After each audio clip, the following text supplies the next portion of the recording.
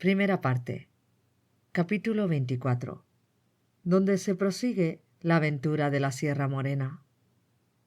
Dice la historia que era grandísima la atención con que don Quijote escuchaba al astroso caballero de la sierra, el cual, prosiguiendo su plática, dijo: «Por cierto, señor, quienquiera que seáis, que yo no os conozco, yo os agradezco las muestras de cortesía que conmigo habéis usado, y quisiera yo hallarme en términos que con más que la voluntad pudiera servir la que habéis mostrado tenerme en el buen acogimiento que me habéis hecho. Mas no quiere mi suerte darme otra cosa con que corresponda a las buenas obras que me hacen, que buenos deseos de satisfacerlas». «Los que yo tengo», respondió don Quijote, «son de serviros, tanto que tenía determinado de no salir de estas sierras hasta hallaros, y saber de vos si al dolor que en la extrañeza de vuestra vida mostráis tener, se podía hallar algún género de remedio, y si fuera menester buscarle con la diligencia posible.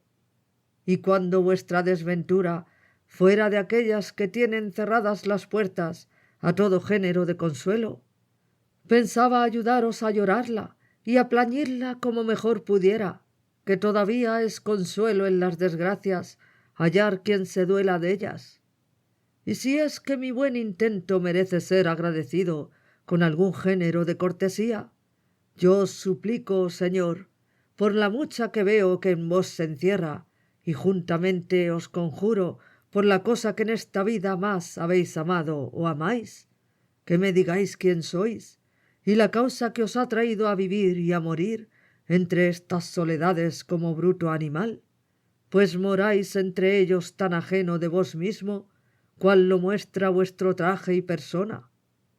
Y juro», añadió don Quijote, «por la orden de caballería que recibí, aunque indigno y pecador, y por la profesión de caballero andante, que si en esto, señor, me complacéis, he de serviros con las veras a que me obliga el ser quien soy, ora remediando vuestra desgracia, si tiene remedio, ora ayudándoos a llorarla, como os lo he prometido». El caballero del bosque, que de tal manera oyó hablar al de la triste figura, no hacía sino mirarle y remirarle y tornarle a mirar de arriba abajo, y después que le hubo bien mirado, le dijo: «Si tienen algo que darme a comer, por amor de Dios, que me lo den, que después de haber comido, yo haré todo lo que se me manda, en agradecimiento de tan buenos deseos como aquí se me han demostrado». Luego sacaron Sancho de su costal y el cabrero de su zurrón, con que satisfizo el roto su hambre, comiendo lo que le dieron como persona atontada, tan apriesa que no daba espacio de un bocado al otro, pues antes los engullía que tragaba. Y en tanto que comía, ni él ni los que le miraban hablaban palabra. Como acabó de comer, les hizo de señas que le siguiesen, como lo hicieron, y él les llevó a un verde pradecillo que a la vuelta de una peña poco desviada de allí estaba. En llegando a él, se tendió en el suelo encima de la hierba, y los demás hicieron lo mismo, y todo esto sin que ninguno hablase, hasta que el roto, después de haberse acomodado en su asiento, dijo: «Si gustáis, señores, que os diga en breves razones la inmensidad de mis desventuras, habéisme de prometer de que con ninguna pregunta ni otra cosa no interrumpiréis el hilo de mi triste historia, porque en el punto que lo hagáis, en ese se quedará lo que fuere contado». Estas razones del roto trujeron a la memoria a don Quijote el cuento que le había contado su escudero, cuando no acertó el número de las cabras que habían pasado el río, y se quedó la historia pendiente. Pero volviendo al roto, prosiguió diciendo: «Esta prevención que hago es porque querría pasar brevemente por el cuento de mis desgracias, que el traerlas a la memoria no me sirve de otra cosa que añadir otras de nuevo, y mientras menos me preguntáredes, más presto acabaré yo de decillas, puesto que no dejaré por contar cosa alguna que sea de importancia, para satisfacer del todo a vuestro deseo. Don Quijote se lo prometió en nombre de los demás, y él con este seguro comenzó de esta manera. Mi nombre es Cardenio, mi patria una ciudad de las mejores de esta Andalucía, mi linaje noble, mis padres ricos, mi desventura tanta que la deben de haber llorado mis padres y sentido mi linaje, y sin poderla aliviar con su riqueza, que para remediar desdichas del cielo poco suelen valer los bienes de fortuna. Vivía en esta misma tierra un cielo, donde puso el amor toda la gloria que yo acertara a desearme. Tal es la hermosura de Luscinda, doncella tan noble y tan rica como yo, pero de más ventura y de menos firmeza de la que a mis honrados pensamientos se debía. A esta Luscinda amé, quise y adoré desde mis tiernos y primeros años, y ella me quiso a mí con aquella sencillez y buen ánimo que su poca edad permitía. Sabían nuestros padres nuestros intentos, y no les pesaba de ello, porque bien veían que cuando pasaran adelante no podían tener otro fin que el de casarnos, cosa que casi la concertaba la igualdad de nuestro linaje y riquezas. Creció la edad, y con ella el amor de entrambos, que al padre de Luscinda le pareció que por buenos respetos estaba obligado a negarme la entrada de su casa, casi imitando en esto a los padres de aquella Tisbe, tan decantada de los poetas. Y fue esta negación añadir llama a llama y deseo a deseo, porque, aunque pusieron silencio a las lenguas, no le pudieron poner a las plumas, las cuales con más libertad que las lenguas suelen dar a entender a quien quieren lo que en el alma está encerrado, que muchas veces la presencia de la cosa amada turba y enmudece la intención más determinada y la lengua más atrevida. ¡Ay, cielos, y cuántos billetes la escribí! ¡Cuán regaladas y honestas respuestas tuve!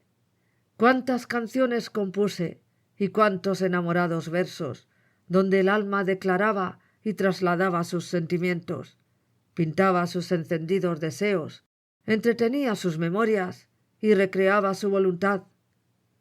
En efecto, viéndome apurado y que mi alma se consumía con el deseo de verla, determiné poner por obra y acabar en un punto lo que me pareció que más convenía para salir con mi deseado y merecido premio, y fue el pedírsela a su padre por legítima esposa, como lo hice, a lo que él me respondió que me agradecía la voluntad que mostraba de honrarle y de querer honrarme con prendas suyas, pero que siendo mi padre vivo, a él le tocaba de justo derecho hacer aquella demanda, porque si no fuese con mucha voluntad y gusto suyo, no era Luscinda mujer para tomarse ni darse a hurto.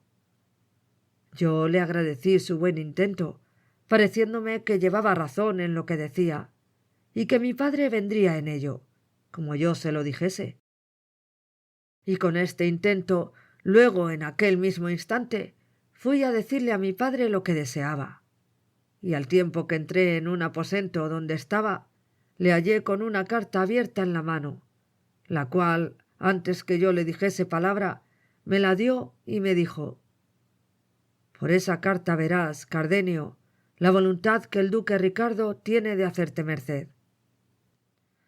Este duque Ricardo, como ya vosotros, señores, debéis de saber, es un grande de España, que tiene su estado en lo mejor de esta Andalucía. Tomé y leí la carta, la cual venía tan encarecida que a mí mismo me pareció mal si mi padre dejaba de cumplir lo que en ella se le pedía, que era que me enviase luego donde él estaba, que quería que fuese compañero, no criado, de su hijo el mayor, y que él tomaba a cargo el ponerme en estado que correspondiese a la estimación en que me tenía. Leí la carta y enmudecí leyéndola, y más cuando oí que mi padre me decía: «De aquí a 2 días te partirás, Cardenio, a hacer la voluntad del duque, y da gracias a Dios que te va abriendo camino por donde alcances lo que yo sé que mereces». Añadió a estas otras razones de padre consejero. llegóse el término de mi partida. Hablé una noche a Luscinda, díjele todo lo que pasaba, y lo mismo hice a su padre, suplicándole se entretuviese algunos días y dilatase el darla estado hasta que yo viese lo que Ricardo me quería. Él me lo prometió, y ella me lo confirmó con 1000 juramentos y 1000 desmayos. Vine, en fin, donde el duque Ricardo estaba. Fui dél tan bien recibido y tratado que desde luego comenzó la envidia a hacer su oficio, teniéndomela a los criados antiguos, pareciéndoles que las muestras que el duque daba para hacerme merced habían de ser en perjuicio suyo. Pero el que más se holgó con mi ida fue un hijo segundo del duque, llamado Fernando, mozo gallardo, gentilhombre, liberal y enamorado, el cual en poco tiempo quiso que fuese tan su amigo que daba que decir a todos. Y aunque el mayor me quería bien y me hacía merced, no llegó al extremo con que don Fernando me quería y trataba. Es, pues, el caso que como entre los amigos no hay cosa secreta que no se comunique, y la privanza que yo tenía con don Fernando dejaba de serlo por ser amistad, todos sus pensamientos me declaraba, especialmente uno enamorado que le traía con un poco de desasosiego.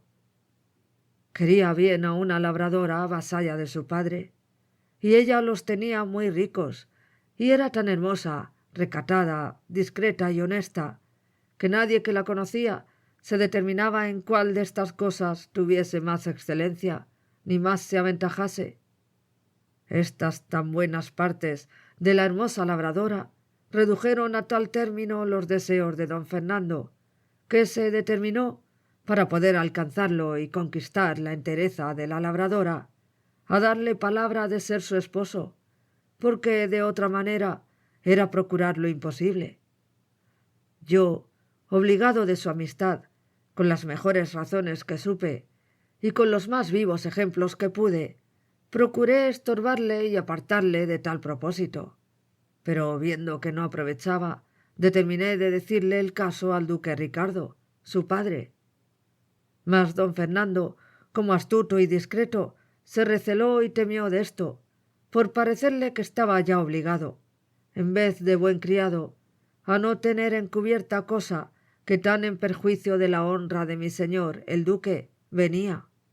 Y así, por divertirme y engañarme, me dijo que no hallaba otro mejor remedio para poder apartar de la memoria la hermosura que tan sujeto le tenía, que el ausentarse por algunos meses, y que quería que la ausencia fuese que los dos nos viniésemos en casa de mi padre, con ocasión que darían al duque que venía a ver y a feriar unos muy buenos caballos que en mi ciudad había, que es madre de los mejores del mundo. Apenas le oí yo decir esto, cuando, movido de mi afición, aunque su determinación no fuera tan buena, la aprobara yo por una de las más acertadas que se podían imaginar. Por ver cuán buena ocasión y coyuntura se me ofrecía de volver a ver a mi Luscinda. Con este pensamiento y deseo aprobé su parecer y esforcé su propósito, diciéndole que lo pusiese por obra con la brevedad posible, porque en efecto la ausencia hacía su oficio, a pesar de los más firmes pensamientos. Y cuando él me vino a decir esto, según después se supo, había gozado a la labradora con título de esposo, y esperaba ocasión de descubrirse a su salvo, temeroso de lo que el duque, su padre, haría cuando supiese su disparate. Sucedió, pues, que como el amor en los mozos por la mayor parte no lo es, sino apetito, el cual, como tiene por último fin el deleite, en llegando a alcanzarle se acaba y ha de volver atrás aquello que parecía amor, porque no puede pasar delante del término que le puso naturaleza, el cual término no le puso a lo que es verdadero amor. Quiero decir que así como don Fernando gozó a la labradora, se le aplacaron sus deseos y se resfriaron sus ahincos, y si primero fingía quererse ausentar por remediarlos, ahora de veras procuraba irse por no ponerlos en ejecución. Dióle el duque licencia, y mandóme que le acompañase. Venimos a mi ciudad. Recibióle mi padre como quien era. Vi yo luego a Luscinda. Tornaron a vivir, aunque no habían estado muertos ni amortiguados, mis deseos, de los cuales di cuenta por mi mal a don Fernando, por parecerme que en la ley de la mucha amistad que mostraba no le debía encubrir nada. Alabéle la hermosura, donaire y discreción de Luscinda, de tal manera que mis alabanzas movieron en él los deseos de querer ver doncella de tan buenas partes adornada. Cumplíselos yo por mi corta suerte, enseñándosele una noche a la luz de una vela por una ventana por donde los dos solíamos hablarnos. Vióla ensayo, tal que todas las bellezas hasta entonces por él vistas las puso en olvido. Enmudeció, perdió el sentido, quedó absorto, y finalmente tan enamorado, cual lo veréis en el discurso del cuento de mi desventura. Y para encenderle más el deseo, que a mí me celaba y al cielo a solas descubría, quiso la fortuna que hallase un día un billete suyo, pidiéndome que la pidiese a su padre por esposa, tan discreto, tan honesto y tan enamorado, que en leyéndolo me dijo que en solo Luscinda se encerraban todas las gracias de hermosura y de entendimiento que en las demás mujeres del mundo estaban repartidas. Bien es verdad que quiero confesar ahora que puesto que yo veía con cuán justas causas don Fernando a Luscinda alababa, me pesaba de oír aquellas alabanzas de su boca, y comencé a temer, y con razón a recelarme dél, porque no se pasaba momento donde no quisiese que tratásemos de Luscinda, y él movía la plática aunque la trujese por los cabellos, cosa que despertaba en mí un no sé qué de celos, no porque yo temiese revés alguno de la bondad y de la fe de Luscinda, pero con todo eso me hacía temer mi suerte lo mismo que ella me aseguraba. Procuraba siempre don Fernando leer los papeles que yo a Luscinda enviaba, y los que ella me respondía a título que de la discreción de los dos gustaba mucho. Acaeció, pues, que habiéndome pedido Luscinda un libro de caballerías en que leer, de quien era ella muy aficionada, que era el de Amadís de Gaula. No hubo bien oído don Quijote nombrar libro de caballerías cuando dijo: «Con que me dijera vuestra merced al principio de su historia que su merced de la señora Luscinda era aficionada a libros de caballerías, no fuera menester otra exageración para darme a entender la alteza de su entendimiento, porque no lo tuviera tan bueno como vos, señor, le habéis pintado, si careciera del gusto de tan sabrosa leyenda. Así que para conmigo no es menester gastar más palabras en declararme su hermosura, valor y entendimiento, que con solo haber entendido su afición, la confirmo por la más hermosa y más discreta mujer del mundo. Y quisiera yo, señor, que vuestra merced le hubiera enviado junto con Amadís de Gaula al bueno de don Rugel de Grecia, que yo sé que gustara a la señora Luscinda mucho de Daraída y Garaya, y de las discreciones del pastor Darinel, y de aquellos admirables versos de sus bucólicas cantadas y representadas por él con todo donaire, discreción y desenvoltura. Pero tiempo podrá venir en que se enmiende esa falta, y no dura más en hacerse la enmienda de cuanto quiera vuestra merced ser servido de venirse conmigo a mi aldea, que allí podré dar más de 300 libros que son el regalo de mi alma y el entretenimiento de mi vida, aunque tengo para mí, que ya no tengo ninguno, merced a la malicia de malos y envidiosos encantadores. Y perdóneme vuestra merced el haber contravenido a lo que prometimos de no interrumpir su plática, pues en oyendo cosas de caballerías y de caballeros andantes, así en mi mano dejar de hablar en ellos, como lo es en la de los rayos del sol dejar de calentar ni humedecer en los de la luna. Así que perdón y proseguid, que es lo que ahora hace más al caso». En tanto que don Quijote estaba diciendo lo que queda dicho, se le había caído a Cardenio la cabeza sobre el pecho, dando muestras de estar profundamente pensativo. Y puesto que 2 veces le dijo don Quijote que prosiguiese su historia, ni alzaba la cabeza ni respondía palabra. Pero al cabo de un buen espacio la levantó y dijo: «No se me puede quitar del pensamiento, ni habrá quien me lo quite en el mundo, ni quien me dé a entender otra cosa, y sería un majadero el que lo contrario entendiese o creyese, sino que aquel bellaconazo del maestro Elisabat estaba amancebado con la reina Madásima». «Eso no, voto a tal», respondió con mucha cólera don Quijote, y arrojóle como tenía de costumbre. «Y esa es una muy gran malicia o bellaquería, por mejor dicho. La reina Madásima fue muy principal señora, y no se ha de presumir que tan alta princesa se había de amancebar con un sacapotras. Y quien lo contrario entendiere, miente como un gran bellaco. Yo se lo daré a entender a pie o a caballo, armado o desarmado, de noche o de día, o como más gusto le diere».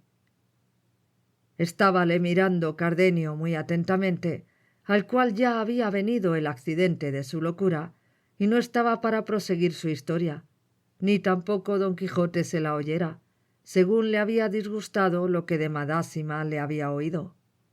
Extraño caso, que así volvió por ella como si verdaderamente fuera su verdadera y natural señora. Tal le tenían sus descomulgados libros. Digo, pues, que como ya Cardenio estaba loco y se oyó tratar de mentís y de bellaco con otros de nuestros semejantes, parecióle mal la burla, y alzó un guijarro que halló junto a sí, y dio con él en los pechos tan a golpe a don Quijote que le hizo caer de espaldas. Sancho Panza, que de tal modo vio parar a su señor, arremetió al loco con el puño cerrado, y el roto le recibió de tal suerte que con una puñada dio con él a sus pies, y luego se subió sobre él y le brumó las costillas muy a su sabor. El cabrero, que le quiso defender, corrió el mismo peligro, y después que los tuvo a todos rendidos y molidos, los dejó, y se fue con gentil sosiego a emboscarse en la montaña. Levantóse Sancho, y con la rabia que tenía de verse aporreado tan sin merecerlo, acudió a tomar la venganza del cabrero, diciéndole que él tenía la culpa de no haberles avisado que a aquel hombre le tomaba a tiempos la locura, que si esto supieran hubieran estado sobre aviso para poderse guardar. Respondió el cabrero que ya lo había dicho, y que si él no lo había oído, que no era suya la culpa.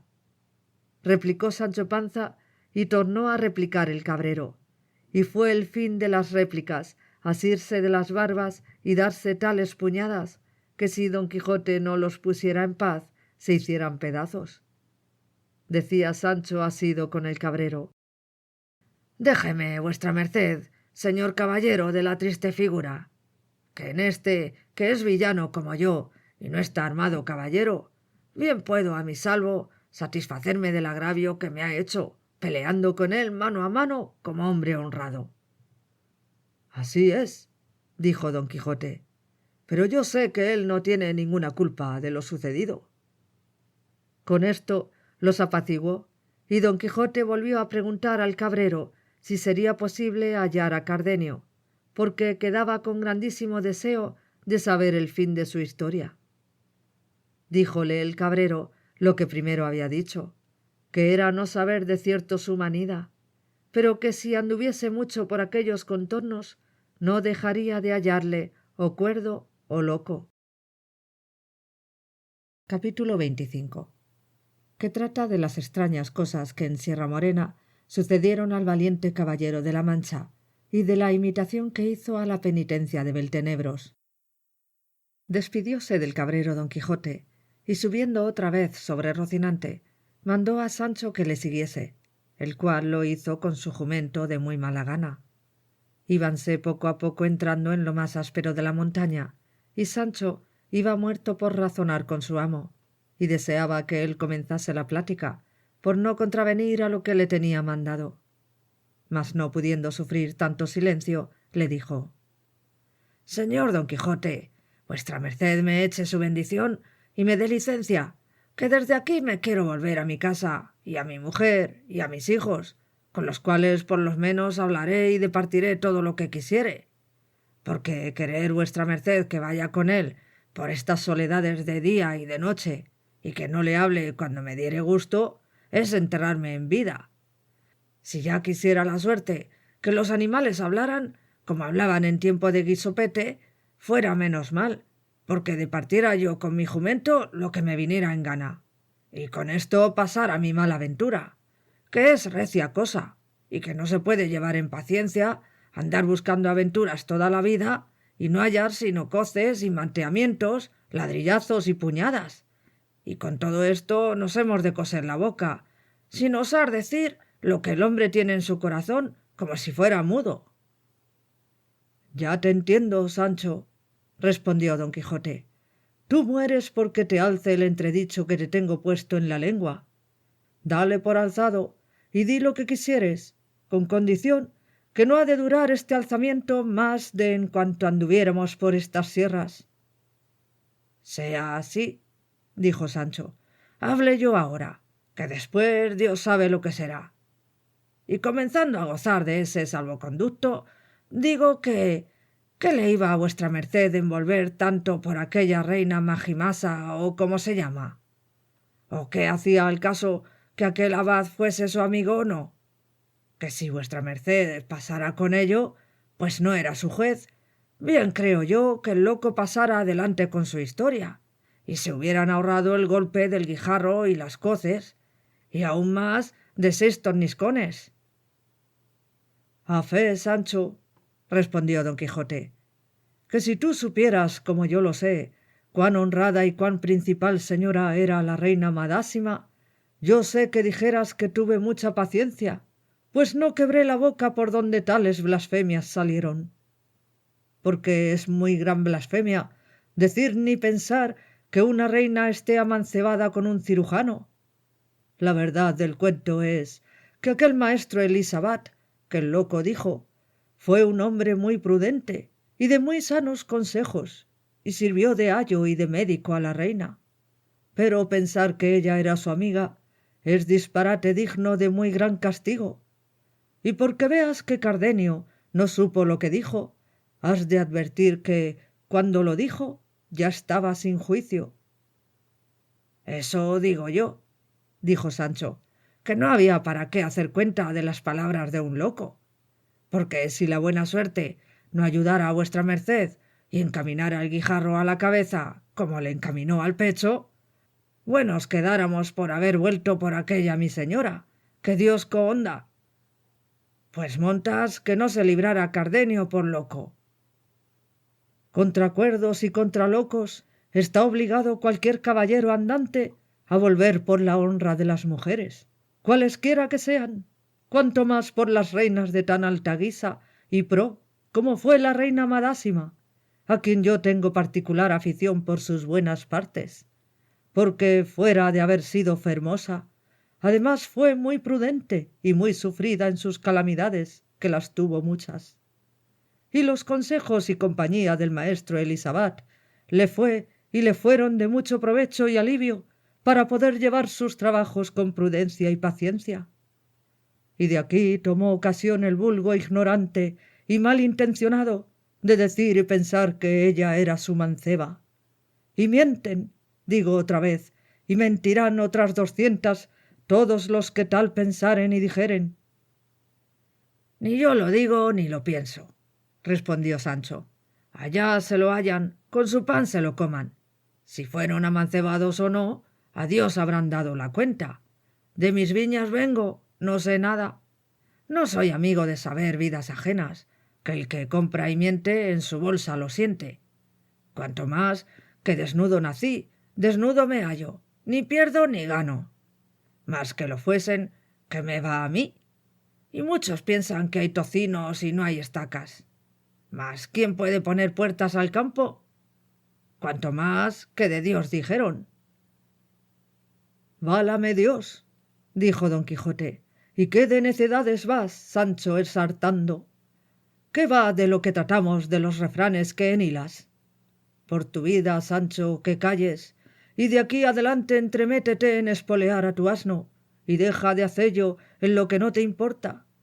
Y tiende con todos tus 5 sentidos, que todo cuanto yo he hecho, hago e hiciere, va muy puesto en razón y muy conforme a las reglas de caballería, que las sé mejor que cuantos caballeros las profesaron en el mundo. Señor, respondió Sancho, y es buena regla de caballería que andemos perdidos por estas montañas sin senda ni camino, buscando a un loco, al cual después de hallado quizá le vendrá en voluntad de acabar lo que dejó comenzado, no de su cuento, sino de la cabeza de vuestra merced y de mis costillas, acabándonoslas de romper de todo punto. Calla, te digo otra vez, Sancho, dijo don Quijote, porque te hago saber que no sólo me trae por estas partes el deseo de hallar al loco, cuanto el que tengo de hacer en ellas una hazaña con que he de ganar perpetuo nombre y fama en todo lo descubierto de la tierra, y será tal que he de echar con ella el sello a todo aquello que pueda hacer perfecto y famoso a un andante caballero. ¿Y es de muy gran peligro esa hazaña?, preguntó Sancho Panza. No, respondió el de la triste figura, puesto que de tal manera podía correr el dado que echásemos azar en lugar de encuentro, pero todo ha de estar en tu diligencia. ¿En mi diligencia?, dijo Sancho. Sí, dijo don Quijote, porque si vuelves presto de adonde pienso enviarte, presto se acabará mi pena y presto comenzará mi gloria. Y porque no es bien que te tenga más suspenso, esperando en lo que han de parar mis razones, quiero, Sancho, que sepas que el famoso Amadís de Gaula fue uno de los más perfectos caballeros andantes. No he dicho bien, fue uno, fue él solo, el primero, el único, el señor de todos cuantos hubo en su tiempo en el mundo. Mal año y mal mes para don Belianís, y para todos aquellos que dijeren que se le igualó en algo, porque se engañan, juro cierto. Digo asimismo que cuando algún pintor quiere salir famoso en su arte, procura imitar los originales de los más únicos pintores que sabe. Y esta misma regla corre por todos los más oficios o ejercicios de cuenta que sirven para adorno de las repúblicas.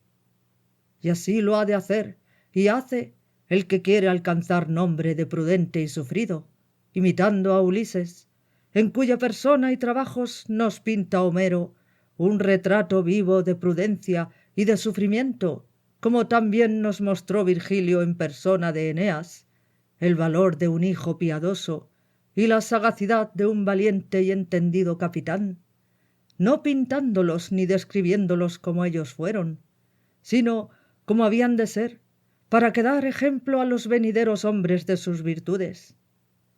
De esta misma suerte, Amadís fue el norte, el lucero, el sol de los valientes y enamorados caballeros, a quien debemos de imitar todos aquellos que debajo de la bandera de amor y de la caballería militamos. Siendo pues esto así como lo es, hallo yo, Sancho amigo, que el caballero andante que más le imitare estará más cerca de alcanzar la perfección de la caballería. Y una de las cosas en que más este caballero mostró su prudencia, valor, valentía, sufrimiento, firmeza y amor, fue cuando se retiró, desdeñado de la señora Oriana, a hacer penitencia en la peña pobre, mudando su nombre en el de Beltenebros, nombre por cierto significativo y propio para la vida que él de su voluntad había escogido. Así que me es a mí más fácil imitarle en esto que no en hender gigantes, descabezar serpientes, matar endriagos, desbaratar ejércitos, fracasar armadas y deshacer encantamientos. Y pues estos lugares son tan acomodados para semejantes efectos, no hay para qué se deje pasar la ocasión, que ahora con tanta comodidad me ofrece sus guedejas.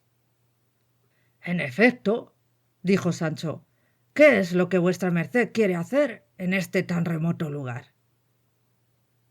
Ya no te he dicho, respondió don Quijote, que quiero imitar a Amadís, haciendo aquí del desesperado, del sandío y del furioso, por imitar juntamente al valiente don Roldán, cuando halló en una fuente las señales de que Angélica la bella había cometido vileza con Medoro, de cuya pesadumbre se volvió loco y arrancó los árboles, enturbió las aguas de las claras fuentes, mató pastores, destruyó ganados, abrasó chozas, derribó casas, arrastró yeguas e hizo otras 100.000 insolencias dignas de eterno nombre y escritura.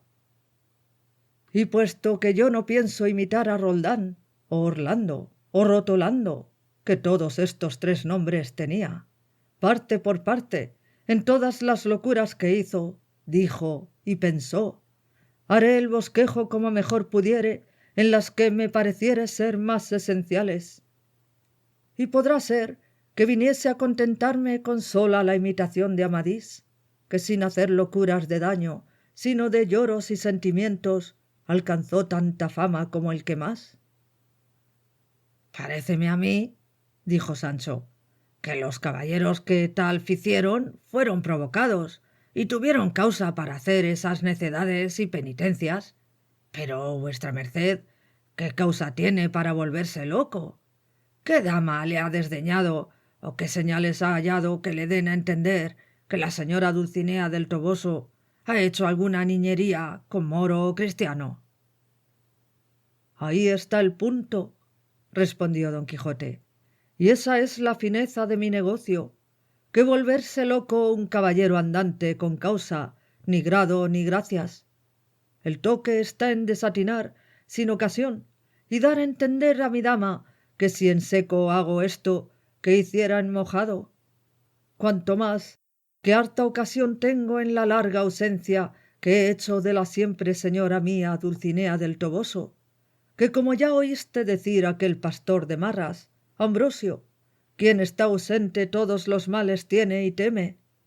Así que, Sancho amigo, no gastes tiempo en aconsejarme que deje tan rara, tan felice y tan no vista imitación. Loco soy, loco he de ser hasta tanto que tú vuelvas con la respuesta de una carta que contigo pienso enviar a mi señora Dulcinea. Y si fuere tal cual a mi fe se le debe, acabarse ha mi sandez y mi penitencia. Y si fuere al contrario, seré loco de veras, y siéndolo no sentiré nada. Así que, de cualquiera manera que responda, saldré del conflicto y trabajo en que me dejares, gozando el bien que me trujeres por cuerdo, o no sintiendo el mal que me aportares por loco. Pero dime, Sancho, ¿traes bien guardado el yelmo de Mambrino, que ya vi que le alzaste del suelo cuando aquel desagradecido le quiso hacer pedazos? Pero no pudo, donde se puede echar de ver la fineza de su temple. A lo cual respondió Sancho, vive Dios, caballero de la triste figura, que no puedo sufrir ni llevar en paciencia algunas cosas que vuestra merced dice, y que por ellas vengo a imaginar que todo cuanto me dice de caballerías y de alcanzar reinos e imperios, de dar ínsulas y de hacer otras mercedes y grandezas, como es uso de caballeros andantes, que todo debe de ser cosa de viento y mentira, y todo pastraña o patraña o como lo llamáremos, porque quien oyere decir a vuestra merced que una bacía de barbero es el yelmo de Mambrino y que no salga de este error en más de 4 días, ¿qué ha de pensar sino que quien tal dice y afirma debe de tener güero el juicio? La bacía yo la llevo en el costal toda abollada y llevóla para aderezarla en mi casa y hacerme la barba en ella, si Dios me diere tanta gracia que algún día me vea con mi mujer e hijos. Mira, Sancho, por el mismo que denantes juraste, te juro, dijo don Quijote, que tienes el más corto entendimiento que tiene ni tuvo escudero en el mundo. ¿Qué? ¿Es posible que en cuanto a que andas conmigo no has echado de ver que todas las cosas de los caballeros andantes parecen quimeras, necedades y desatinos, y que son todas hechas al revés? y no porque sea ello hecho así, sino porque andan entre nosotros siempre una caterva de encantadores, que todas nuestras cosas mudan y truecan, y las vuelven según su gusto, y según tienen la gana de favorecernos o destruirnos. Y así, eso que a ti te parece bacía de barbero, me parece a mí el yelmo de Mambrino, y a otro le parecerá otra cosa. Y fue rara providencia del sabio, que es de mi parte, hacer que parezca vacía a todos los que real y verdaderamente es yelmo de Mambrino, a causa que siendo él de tanta estima, todo el mundo me perseguiría por quitármele. Pero como ven que no es más que un bacín de barbero, no se curan de procuralle, como se mostró bien en el que quiso rompelle, y le dejó en el suelo sin llevarle, que a fe que si le conociera, que nunca él le dejara. Guárdale, amigo, que por ahora no le he menester, que antes me tengo de quitar todas estas armas y quedar desnudo como cuando nací, si es que me da en voluntad de seguir en mi penitencia más a Roldán que a Amadís. Llegaron en estas pláticas al pie de una alta montaña, que casi como peñón tajado estaba sola entre otras muchas que la rodeaban. Corría por su falda un manso arroyuelo, y hacíase por toda su redondez un prado tan verde y vicioso que daba contento a los ojos que le miraban. Había por allí muchos árboles silvestres y algunas plantas y flores que hacían el lugar apacible. Este sitio escogió el caballero de la triste figura para hacer su penitencia, y así, en viéndole, comenzó a decir en voz alta, como si estuviera sin juicio: «Este es el lugar, oh cielos, que disputo y escojo para llorar la desventura en que vosotros mismos me habéis puesto. Este es el sitio donde el humor de mis ojos acrecentará las aguas de este pequeño arroyo, y mis continuos y profundos suspiros moverán a la continua las hojas de estos montaraces árboles, en testimonio y señal de la pena que mi asendereado corazón padece. Oh vosotros, quienquiera que seáis, rústicos dioses que en este inhabitable lugar tenéis vuestra morada, oíd las quejas de este desdichado amante, a quien una luenga ausencia y unos imaginados celos han traído a lamentarse entre estas asperezas y a quejarse de la dura condición de aquella ingrata y bella, término y fin de toda humana hermosura.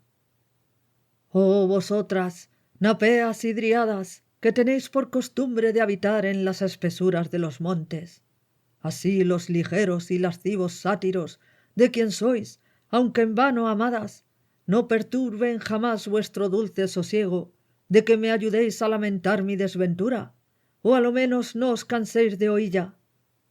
Oh Dulcinea del Toboso, día de mi noche, gloria de mi pena, norte de mis caminos, estrella de mi ventura, así el cielo te la dé buena en cuanto acertares a pedirle que consideres el lugar y el estado a que tu ausencia me ha conducido, y que con buen término correspondas al que a mi fe se le debe.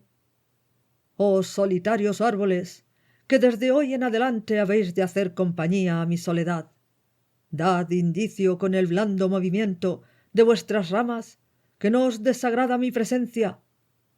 Oh tú, escudero mío, agradable compañero en mis prósperos y adversos sucesos, toma bien en la memoria lo que aquí me verás hacer, para que lo cuentes y recites a la causa total de todo ello».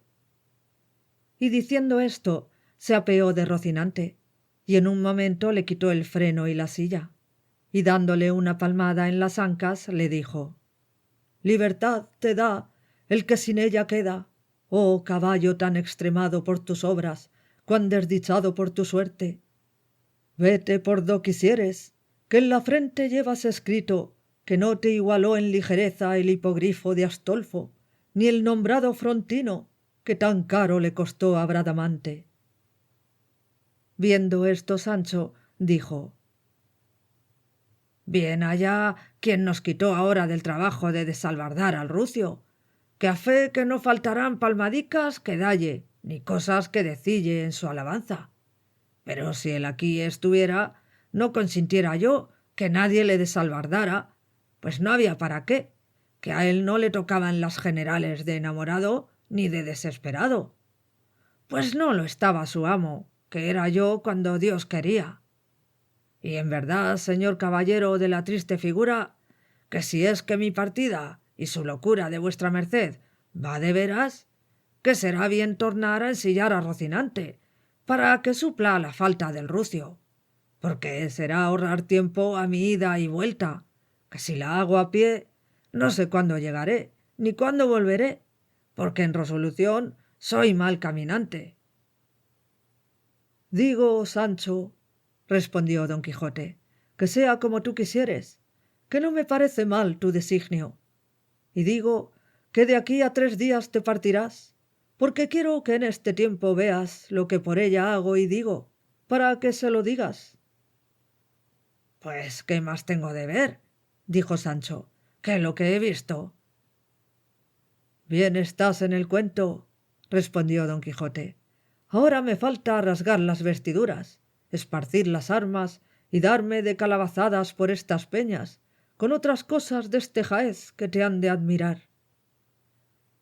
Por amor de Dios, dijo Sancho, que mire vuestra merced cómo se da esas calabazadas, que a tal peña podrá llegar y en tal punto que con la primera se acabase la máquina desta penitencia.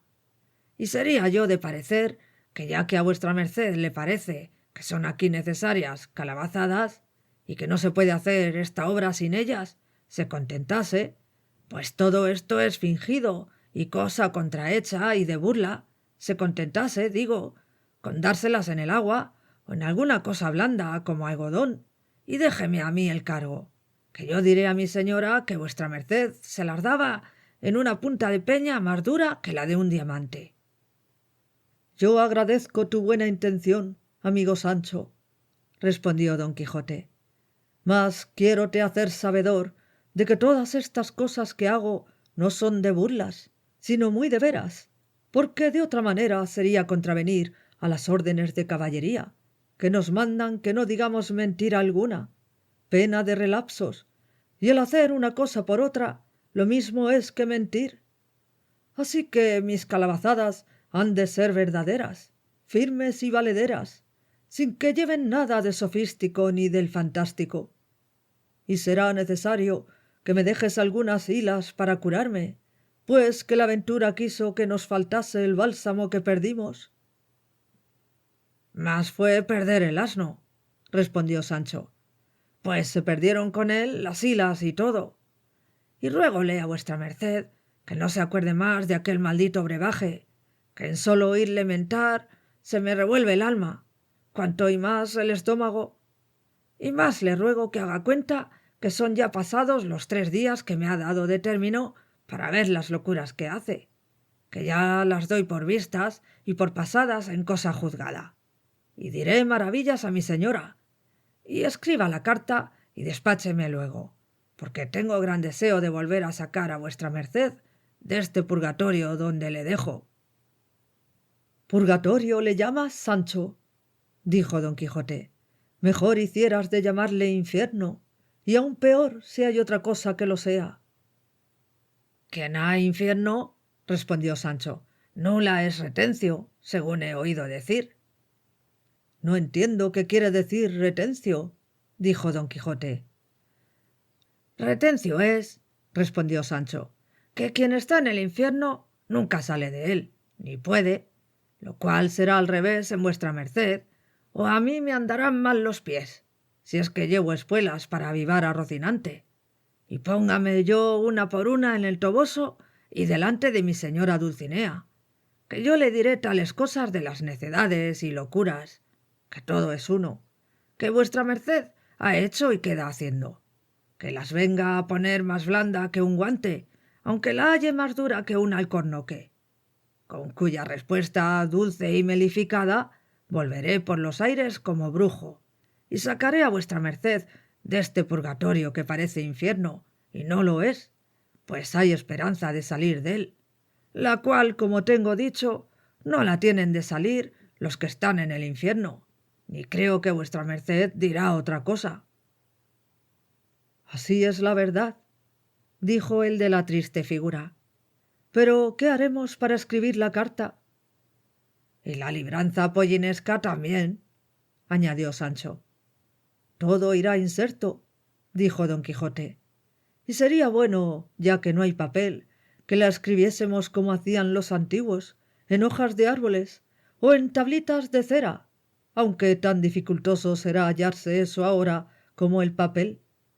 Mas ya me ha venido a la memoria dónde será bien y aun más que bien escribilla, que es en un librillo de memoria que fue de Cardenio, y tú tendrás cuidado de hacerla trasladar en papel, de buena letra, en el primer lugar que hallares, donde haya maestro de escuela de muchachos, o si no, cualquiera sacristán te la trasladará, y no se la des a trasladar a ningún escribano, que hacen letra procesada, que no la entenderá Satanás. Pues qué se ha de hacer de la firma, dijo Sancho. Nunca las cartas de Amadís se firmaron, respondió don Quijote. Está bien, respondió Sancho, pero la libranza forzosamente se ha de firmar, y esa, si se traslada, dirán que la firma es falsa, y quedáreme sin pollinos.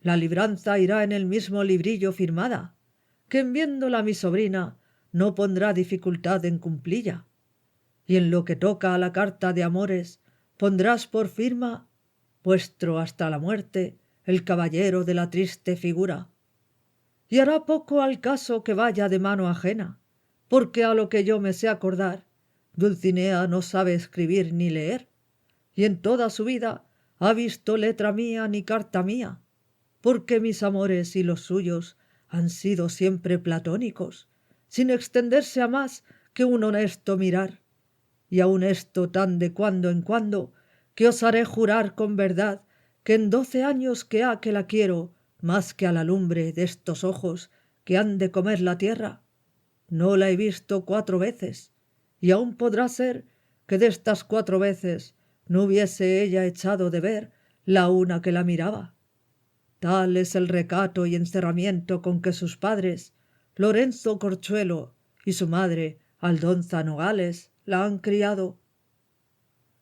Ta, dijo Sancho, que la hija de Lorenzo Corchuelo es la señora Dulcinea del Toboso, llamada por otro nombre Aldonza Lorenzo. Esa es, dijo don Quijote, y es la que merece ser señora de todo el universo.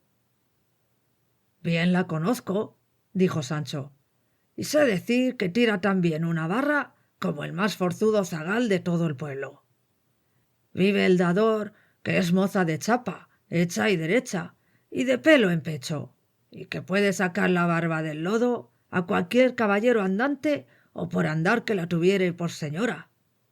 ¡Oh, y de puta, qué rejo que tiene y qué voz!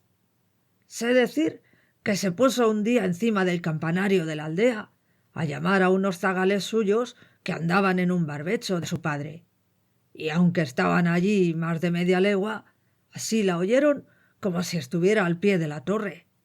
Y lo mejor que tiene es que no es nada melindrosa, porque tiene mucho de cortesana. Con todo se burla, y de todo hace mueca y donaire. Ahora digo, señor caballero de la triste figura, que no solamente puede y debe vuestra merced hacer locuras por ella, sino que con justo título puede desesperarse y ahorcarse, que nadie habrá que lo sepa que no diga que hizo demasiado bien, puesto que le lleve el diablo. Y querría ya verme en camino solo por Bella, que ha muchos días que no la veo, y debe de estar ya trocada, porque gasta mucho la faz de las mujeres andar siempre al campo, al sol y al aire. Y confieso a vuestra merced una verdad, señor don Quijote, que hasta aquí he estado en una grande ignorancia, que pensaba bien y fielmente que la señora Dulcinea debía de ser alguna princesa de quien vuestra merced estaba enamorado, o alguna persona tal que mereciese los ricos presentes que vuestra merced le ha enviado, así el del vizcaíno como el de los galeotes, o de otros muchos que deben ser, según deben de ser muchas las victorias que vuestra merced ha ganado, y ganó en el tiempo que yo aún no era su escudero. Pero bien considerado, ¿qué se le ha de dar a la señora Aldonza Lorenzo, digo, a la señora Dulcinea del Toboso, de que se le vayan a hincar las rodillas delante de ella los vencidos que vuestra merced envía y ha de enviar? Porque podría ser que al tiempo que ellos llegasen estuviese ella rastrillando lino o trillando en las eras, y ellos se corriesen de verla, y ella se riese y enfadase del presente. Ya te tengo dicho antes de ahora muchas veces, Sancho, dijo don Quijote, que eres muy grande hablador, y aunque de ingenio voto, muchas veces despuntas de agudo. Mas para que veas cuán necio eres tú y cuán discreto soy yo, quiero que me oigas un breve cuento. Has de saber que una viuda hermosa, moza, libre y rica, y sobre todo desenfadada, se enamoró de un mozo motilón, rollizo y de buen tomo. Alcanzólo a saber su mayor, y un día dijo a la buena viuda, por vía de fraternal reprensión: maravillado estoy, señora, y no sin mucha causa, de que una mujer tan principal, tan hermosa y tan rica como vuestra merced, se haya enamorado de un hombre tan soez, tan bajo y tan idiota como fulano, habiendo en esta casa tantos maestros, tantos presentados y tantos teólogos, en quien vuestra merced pudiera escoger como entre peras, y decir este quiero, aqueste no quiero. Mas ella le respondió con mucho donaire y desenvoltura: vuestra merced, señor mío, está muy engañado, y piensa muy a lo antiguo si piensa que yo he escogido mal en fulano, por idiota que le parece, pues para lo que yo le quiero, tanta filosofía sabe y más que Aristóteles. Así que, Sancho, por lo que yo quiero a Dulcinea del Toboso, tanto vale como la más alta princesa de la tierra. Sí, que no todos los poetas que alaban damas debajo de un nombre que ellos a su albedrío les ponen, es verdad que las tienen. ¿Piensas tú que las Amarilis, las Filis, las Silvias, las Dianas, las Galateas y otras tales de que los libros, los romances, las tiendas de los barberos, los teatros de las comedias están llenos, fueron verdaderamente damas de carne y hueso, y de aquellos que las celebran y celebraron? No, por cierto, sino que las más se las fingen por dar sujeto a sus versos, y porque los tengan por enamorados y por hombres que tienen valor para serlo. Y así bástame a mí pensar y creer que la buena de Aldonza Lorenzo es hermosa y honesta, y en lo del linaje importa poco, que no han de ir a hacer la información dél para darle algún hábito, y yo me hago cuenta que es la más alta princesa del mundo. Porque has de saber, Sancho, si no lo sabes, que dos cosas solas incitan a amar más que otras, que son la mucha hermosura y la buena fama, y estas dos cosas se hallan consumadamente en Dulcinea, porque en ser hermosa ninguna le iguala, y en la buena fama pocas le llegan. Y para concluir con todo, yo imagino que todo lo que digo es así, sin que sobre ni falte nada, y píntola en mi imaginación como la deseo, así en la belleza como en la principalidad. Y ni la llega Helena, ni la alcanza Lucrecia, ni otra alguna de las famosas mujeres de las edades pretéritas, griega, bárbara o latina. Y diga cada uno lo que quisiere, que si por esto fuere reprendido de los ignorantes, no seré castigado de los rigurosos. Digo que en todo tiene vuestra merced razón, respondió Sancho, y que soy un asno. Mas no sé yo para qué nombro asno en mi boca, pues no se ha de mentar la soga en casa del ahorcado. Pero venga la carta y adiós, que me mudo. Sacó el libro de memoria don Quijote y apartándose a una parte, con mucho sosiego, comenzó a escribir la carta, y en acabándola llamó a Sancho, y le dijo que se la quería leer porque la tomase de memoria, si acaso se le perdiese por el camino, porque de su desdicha todo se podía temer. A lo cual respondió Sancho: escríbala vuestra merced 2 o 3 veces ahí en el libro, y démele que yo le llevaré bien guardado, porque pensar que yo la he de tomar en la memoria es disparate, que la tengo tan mala que muchas veces se me olvida cómo me llamo. Pero con todo eso, dígamela, que holgaré mucho de oílla, que debe de ir como de molde. Escucha, que así dice, dijo don Quijote. Carta de don Quijote a Dulcinea del Toboso.